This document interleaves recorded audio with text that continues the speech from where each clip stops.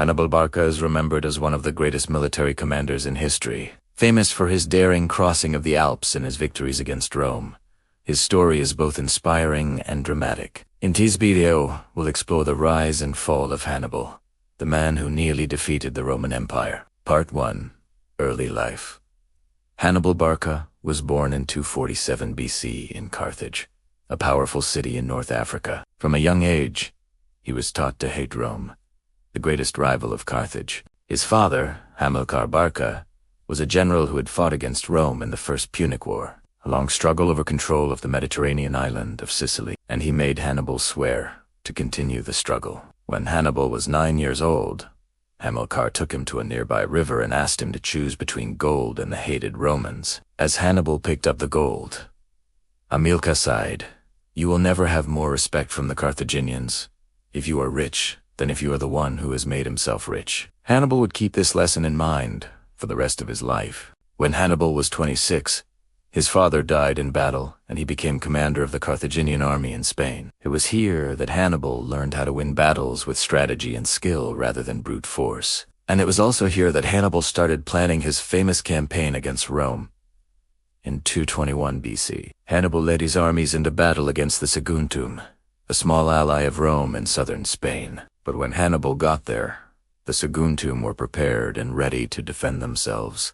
So Hannibal decided to lay siege to their city. Laying siege to a city meant surrounding it and cutting off its supply of food and water, until the people inside either gave up or starved to death. For the next 9 months, Hannibal's soldiers camped around the city, waiting for the Saguntum to surrender. However, they were unable to take the city because of its thick stone walls, which protected it from attacks. After 9 months, Hannibal was forced to lift the siege and go home empty-handed. This was a major embarrassment for Hannibal, and he wanted revenge. Meanwhile, back in Rome, the Roman Senate was getting worried about Hannibal and his army. They knew that he was a brilliant general, and that he could do great damage to the Roman Republic if he was unstopped. So they sent an army to Spain to deal with him once and for all. Hannibal and his army met the Romans in battle and defeated them easily. This victory made Hannibal famous throughout the Mediterranean, and it also made him very rich. He captured the treasury of the Roman province in Spain and used the money to hire more soldiers and buy more war elephants. With his army now bigger and stronger than ever before, Hannibal set his sights on invading Italy and destroying Rome itself. Part 2. Crossing the Alps.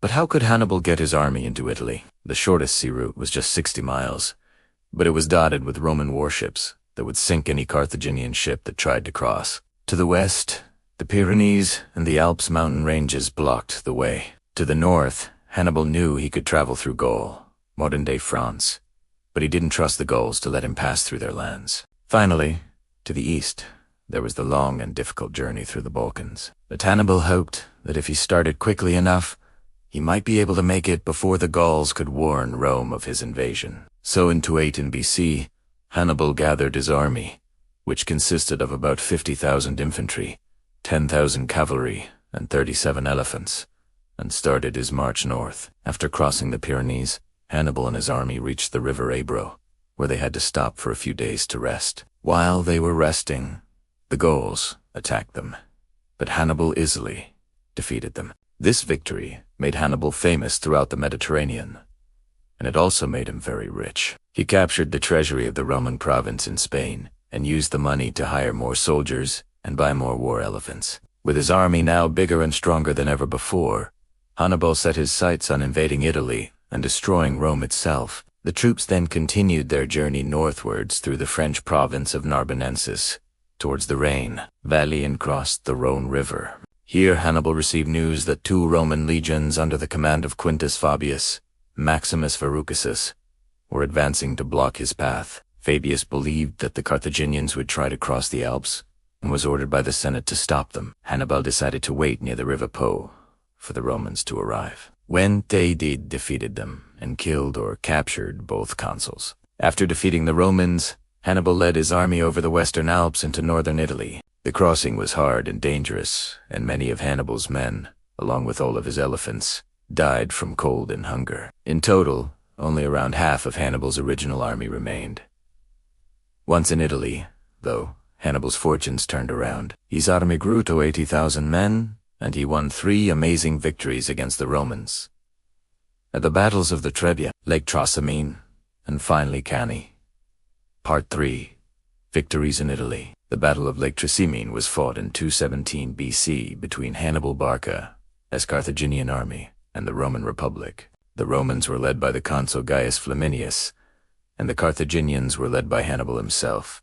The battle was a complete victory for Hannibal. His army ambushed and destroyed the Roman force, killing or capturing almost the entire army. Perhaps even more impressive was the Battle of Cannae in 216 BC at Cannae. Hannibal's smaller army surrounded and destroyed a much larger Roman force. Part 4.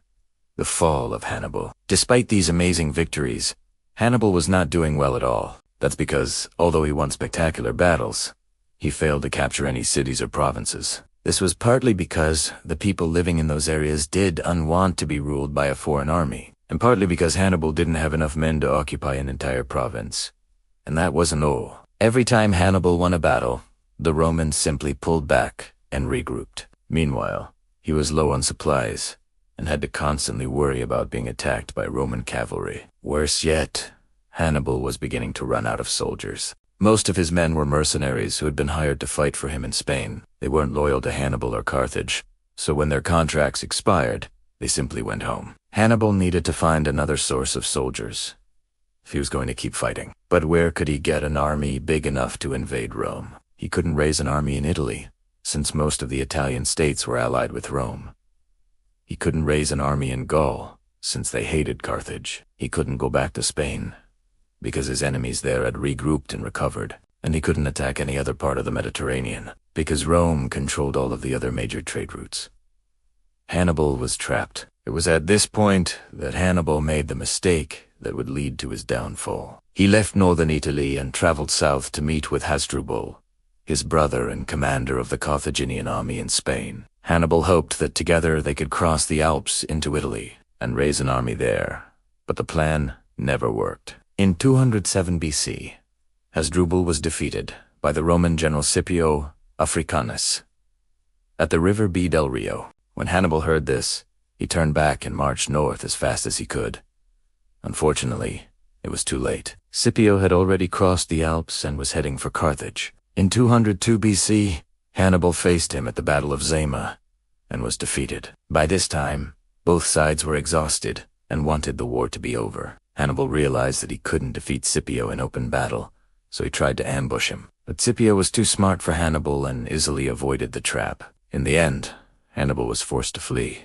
For the next 15 years, Hannibal wandered around the Mediterranean, trying to find a new army to lead. He offered his services to several kings, including King Antiochus III of Syria and King Prusias I of Bithynia. But each time he was rejected by the Romans. Finally, in 183 BC, Hannibal died, possibly by his own hand, and the legend of Hannibal Barca was over.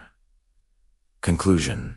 Though he lost the war, Hannibal is still honored as one of history's greatest military minds. He nearly changed the destiny of Rome, and his legend lives on to this day. We hope you enjoyed learning about this amazing warrior. Don't forget to like and subscribe for more videos about amazing historical warriors. Thanks for watching.